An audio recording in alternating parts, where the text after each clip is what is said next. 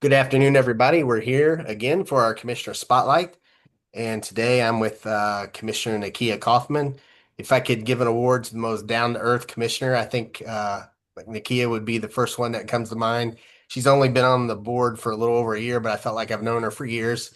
She brings a lot of level-headedness and seriousness to the meetings, but she also brings a, a hint of comedy. I can always count on a humorous text from her during a meeting to lighten up the mood. So I can always appreciate that. But Commissioner Nakia Coffman, she was appointed to the commission in March of 2024 by Mayor Linda Gorton. We threw her right into the fire. She's currently the vice chair of the commission, and she serves on the executive committee as the vice chair because she is one of our officers. All the officers automatically consist of the executive committee, so she does that. So she's been a very tremendous asset to the commission. And welcome, Commissioner Coffman. How are you today? Good. How are you, Ray? Doing great. Thank you for joining me today for our Commissioner Spotlight, and we'll just get right into it. Why don't you just tell us a little bit about yourself? So I'm a little old. I'm like 40 something. No, but I'm a mom, I'm a wife, I'm a boss, and I am a nana to a 4-year-old Yorkie poo who is like the light of my life right now. Very good. Um, yeah, so that's pretty much it. I'm a homebody. I love just staying on my couch in the house on the weekends. And I like to fish. Oh, I great. like to fish. Awesome. All right. Well, why did you want to serve on the Human Rights Commission? What was it about the commission? Well, there's a long list of commissions on the city's website that you can join. What was it about the Human Rights Commission that you said, that thing's for me? Yeah, I have a passion for community, and I consider myself a change agent.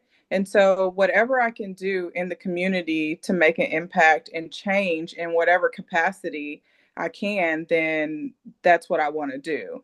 And someone had brought this commission to my attention, and I just felt like that would be a great fit for me. Very good. So you've been with the commission now, like I said, a little over a year. Is there anything that you consider, what is the most surprising thing that you've learned while serving on the Human Rights Commission thus far? I think the most surprising thing is the amount of cases that we get, especially with housing. Living in Lexington, I never knew that there was this much discrimination in the town, and just the awareness around it. And so I think that that was the most surprising thing is just that there's a lot of cases that we have. And like I said, around housing, especially because I didn't think this many people in Lexington would be having a lot of problems with housing. And then just the different type of issues and discrimination that they do face with housing. Okay. And as you know, these are quite the interesting times that we're living in, and it's interesting being in the civil rights enforcement.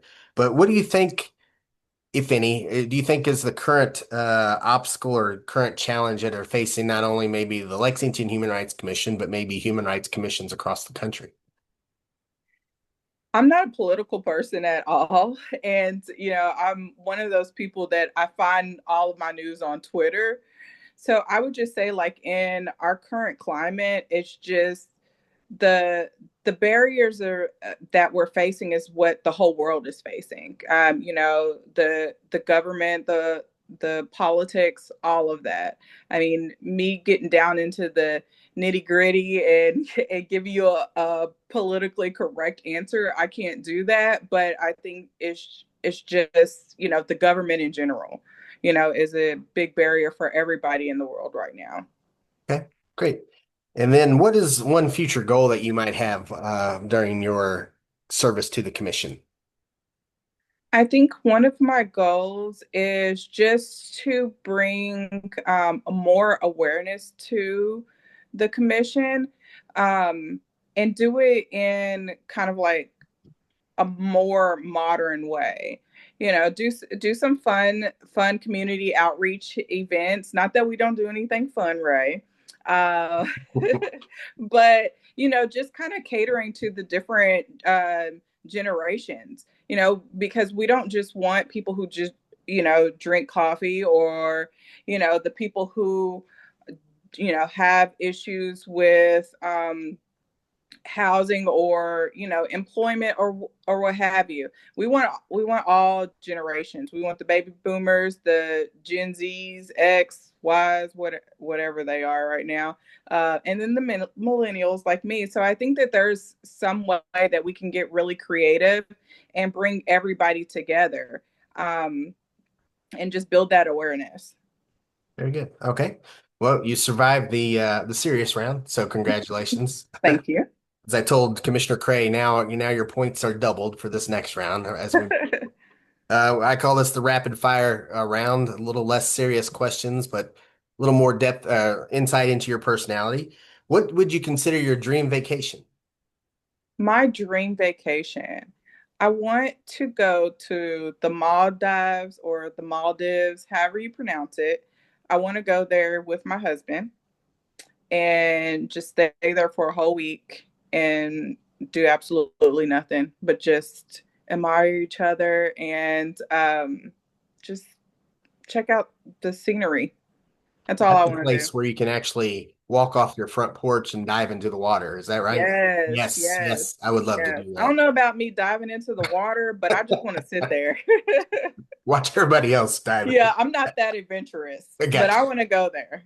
All right, very good. Well, what's your favorite movie? My favorite movie is Shawshank Redemption. Okay, Yeah. that's a good one. How about if you were to win $1 million, what would be the first thing that you would buy with that? My kids are going to hate me for this, but I would buy, or actually, I would build a compound, and it would have, me and my husband's house. And then I would have a house for all the kids, all these little houses. And we would all just stay right there by each other so I can keep watch on all of them. Very good. Yeah, that sounds like a great. Yeah, they're probably not going to like that, but Mm-mm. No. Yeah, they always ask me why am I stalking them on Life 360 anyways, and they're grown, but that's what I would do with my money. all right. So if you could have lunch with a person that is living or dead, who would that person be? It would probably be Matthew McConaughey. Okay, a Texas fan. All right, all Yeah. right, all right. Yeah, just so that I can look at him. Just not much Yeah. eating going on, huh? Just staring. Yeah, I just want, I mean, I know my husband has a crush out there. Actually, his crush is Brandy, so we're even. Okay, Yeah. Yeah, mine is Matthew McConaughey. fair trade. Yeah. Yeah. So last question, Hmm. superpower. If you had a superpower, what would that superpower be? I think I would like the superpower to heal the sick. Um, working in the environment that I do work in, I see a lot of sick people, especially children. So I would definitely like to seal the hick, heal the sick.